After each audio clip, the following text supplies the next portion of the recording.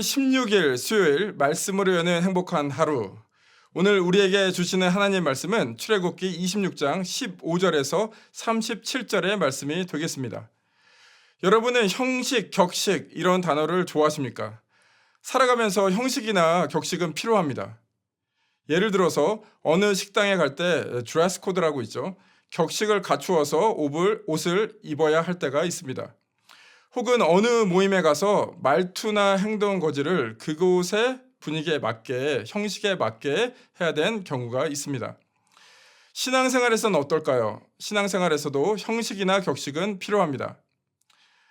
그러나 많은 경우 우리는 신앙생활에서 형식, 격식 이런 걸 타파해야 된다. 내용 혹은 본질을 추구해야 된다라는 얘기를 많이 들어보셨을 겁니다. 그래서 형식이 중요하지 않다라고 생각할 수 있는데요. 그렇죠. 내용보다 형식이 앞설 수는 없죠. 그러나 형식과 격식은 내용을 담는 중요한 구조입니다. 예를 들어 보겠습니다. 만일 제가 주일에 모자를 쓰고 운동복을 입고 슬리퍼를 신고 좀 더 생활용어로는 쓰레빠죠. 쓰레빠를 신고 설교를 한다라고 가정을 해보겠습니다. 그래도 하나님께서 그 말씀을 통해 역사하시고 좋은 설교를 할 수도 있겠죠.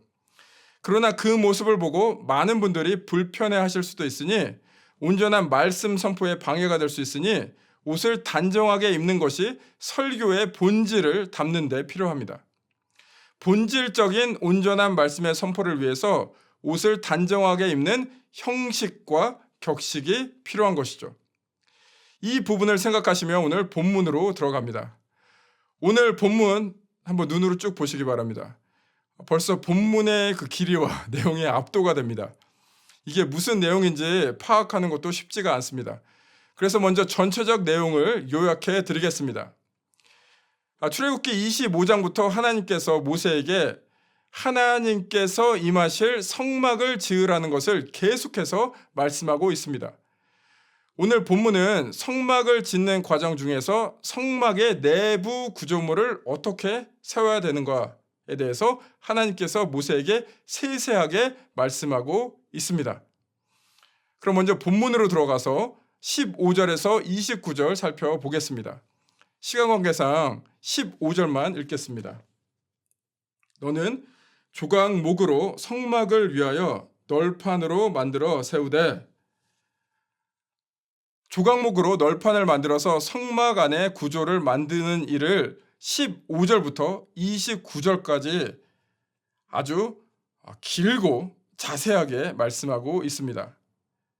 이 부분을 우리에게 어떻게 적용할 수 있을까요?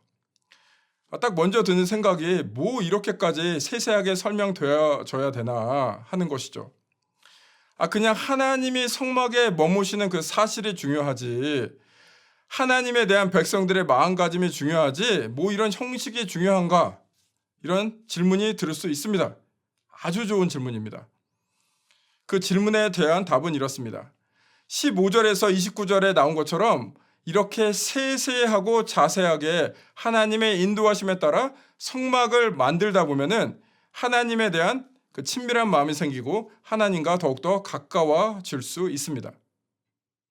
마치 이런 것과 같습니다. 누구를 사랑한다는 것, 그거 결코 추상적이지 않습니다.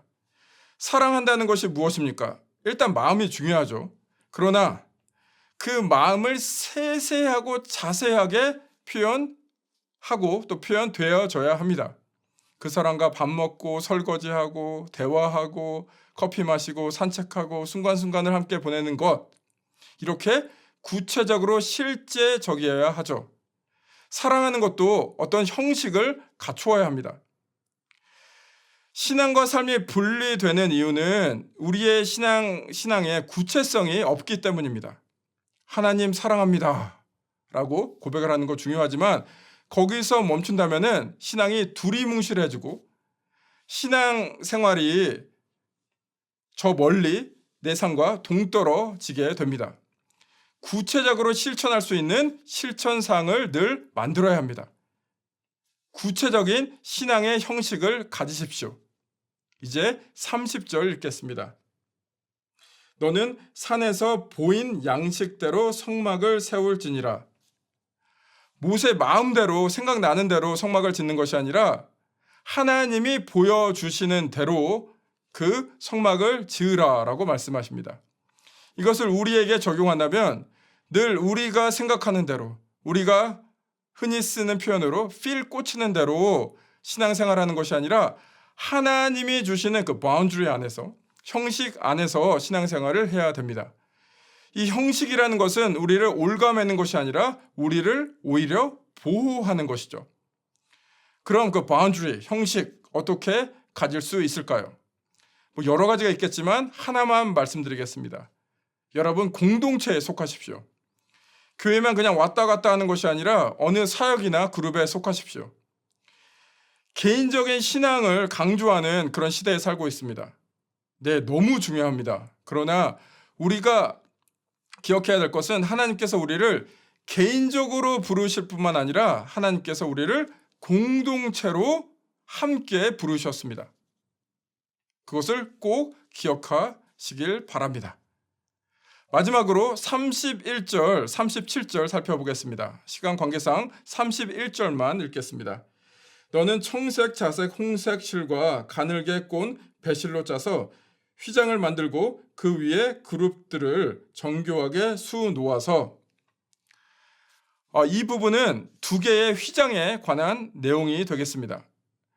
성막의 문의 역할을, 성막에서 문의 역할을 하는 곳이 두 개가 있는데 이곳에 각각의 휘장을 만들어 구별하라 하십니다. 이것을 우리 신앙에 적용해 보겠습니다. 신앙생활은 구별되어야 합니다. 그래서 형식이 필요합니다. 주일에 교회를 나오는 것, 시간을 정해서 기도와 말씀을 보는 것, 그것은 그냥 형식적이야, 마음이 중요하지 하면서 그것을 하지 않는다면 신앙생활이 건강해지지 않습니다. 오해는 하지 마십시오. 신앙생활은 늘 하라 하지 마라 룰이 있고 안 하면 하나님이 벌하신다, 이런 것은 아닙니다. 그럼에도 불구하고 우리가 신앙생활에서 가지는 형식들은 우리가 구별되게 살 수 있게 하는 뼈대와 같은 중요한 역할을 합니다. 여러분의 구별된 삶을 위해 휘장처럼 하나님의 백성으로서 매일매일 살아갈 수 있는 형식을 만드십시오. 오늘 말씀 정리하며 우리의 삶에 적용해 보겠습니다. 여러분의 삶에 주님의 인도하심에 따라 건강한 형식을 만들고 따라가십시오. 하나님에 대한 사랑을 담을 수 있는 형식이 필요하다는 것을 꼭 인지하시길 바랍니다.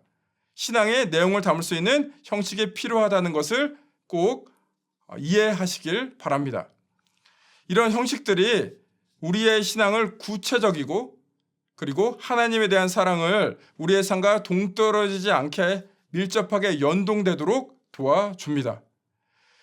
이러한 형식에 따라 우리가 하나님의 뜻을 온전히 더 펼칠 수 있도록 기도하시며 하나님을 따라가시길 바랍니다.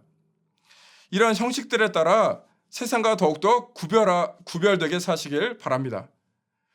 이러한 건강한 형식 안에서 주님의 풍성하심을 더욱더 깊이 경험하는 여러분 되시기를 축복합니다.